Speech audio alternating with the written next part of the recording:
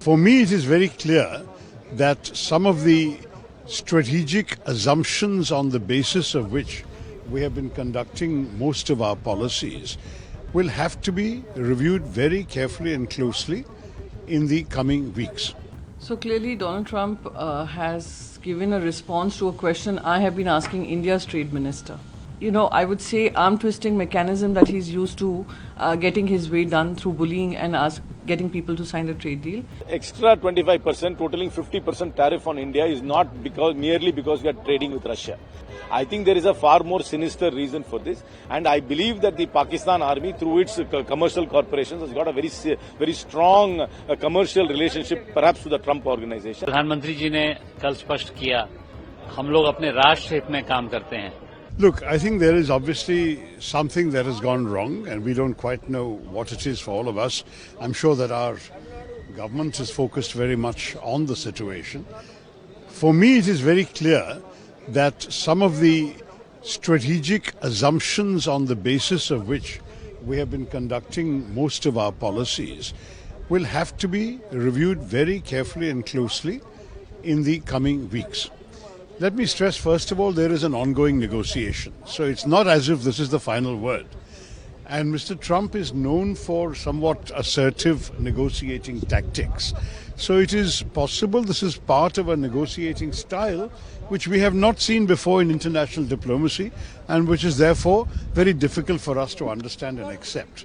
But having said that, what is clear to me is that the picture has changed for us in rather important ways, at least on the trade dimension. Now, there are two or three things we have to think about. Number one, on the trade side, we clearly have to diversify. We clearly have to take steps on our part to identify other markets, other places to sell.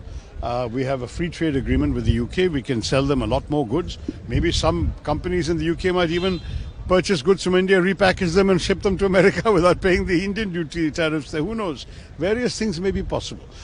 We also have to find new markets, Africa, Asia, and so on. The second thing we have to look at very carefully is whether the other aspects of the strategic partnership with America are affected. There are working groups on a number of subjects. We're discussing with them AI cooperation, we're discussing with them security cooperation, defense procurement, various things. Now, are those things happening or not happening? Are they proceeding undisturbed even while there is a certain kind of rhetoric coming from the White House? That is an important question to understand. If everything has been affected, then obviously a fundamental reorientation of what used to be considered a very close relationship may be happening. But if everything else is working normally, then I think we should see this as part of a negotiating position on the question of trade alone, and we should try and solve it in the trade negotiations concept. Look, on China, let's say right now China is selling many goods to the US at 30%, and we are supposed to sell at 50 in 3 weeks' time. China has been given an exemption for 90 days. All of this means that China is already in a better position than India is, partially because China has access to very important things that the Americans need, especially rare earths and indispensable things for American battery and electronics manufacturing. Therefore, the Chinese have a stronger hand than we have. What we are selling them is pharmaceuticals is the one major thing we give them that they can't do without, but they have exempted pharmaceuticals anyway from this 50% tariff. So we'll have to see. I think China is in a better position.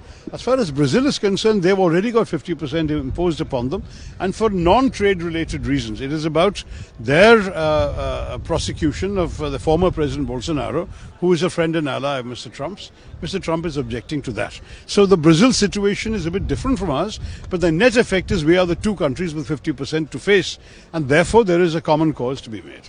Thanks very much. So clearly, Donald Trump has given a response to a question I have been asking India's trade minister. I've been repeatedly asking him, the minister and the government of India, what is the status of the trade deal? Is it on hold? Is it in abeyance? It has stopped, paused, etc. But we had got no answers from the government of India. Government of India had us believe that there's some conversation still ongoing. What Trump is saying is clearly another, I would say arm twisting mechanism that he's used to getting his way done through bullying and getting people to sign a trade deal. However, it is for India's national interest to ensure that the trade deal is on their own terms and conditions and not be cowed down by Mr. Trump and his ability to make controversial statements.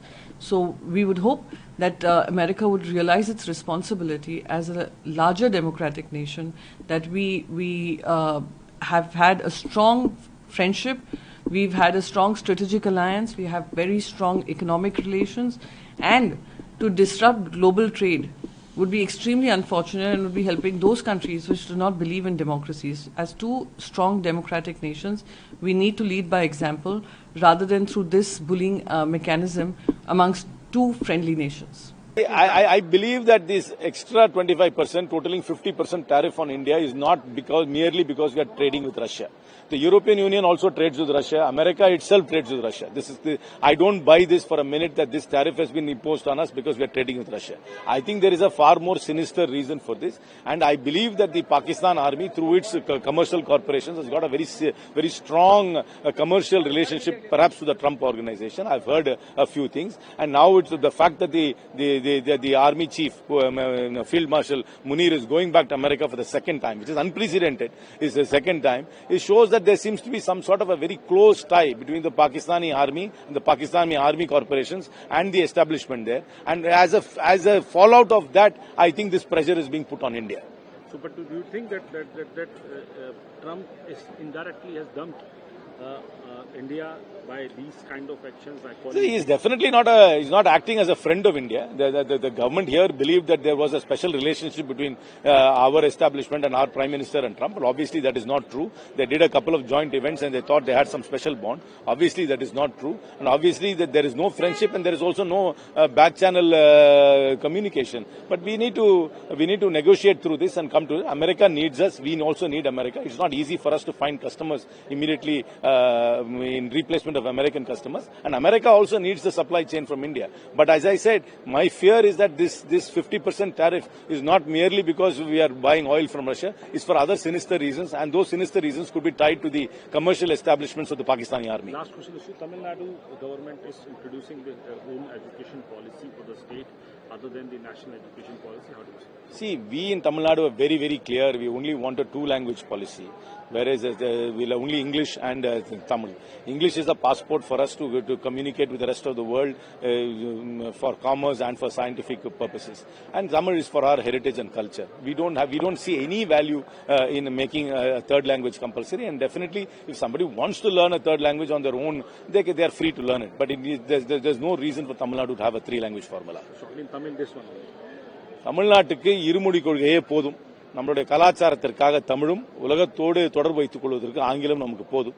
யாராவது மூன்றாவது மொழியை கற்க வேண்டும் என்று விரும்பினார்கள் என்றால் அவர்கள் தானாக சென்று அதை கற்றுக்கொள்ளலாம். யாரையும் நாங்கள் தடுக்கவில்லை. ஆனால் கட்டாய பாடமாக மூன்றாவது மொழியை, குறிப்பாக हिंदी எந்த காலத்திலும் ஏற்றுக்கொள்ள மாட்டோம். प्रधानमंत्री जी ने कल स्पष्ट किया, हम लोग अपने राष्ट्र हित में काम करते हैं. हम विश्व के सबसे बड़े गणतंत्र हैं, विश्व का सबसे बड़ा देश है. किसी की धमकी या किसी के बयान पे हम लोग बयान नहीं देंगे. हम लोग अपना काम करेंगे. हमारा काम है विकसित भारत को आगे बढ़ाना, और विकसित भारत के लिए हर नौजवान, हर किसान, हर महिला, हर नागरिक तैयार है कि अगले 22 साल में हम लोग ऐसा देश बने जो कि पूरे विश्व की एक तरह से चमकती हुई उदाहरण हो सबके प्रयास के साथ आगे बढ़ने के लिए.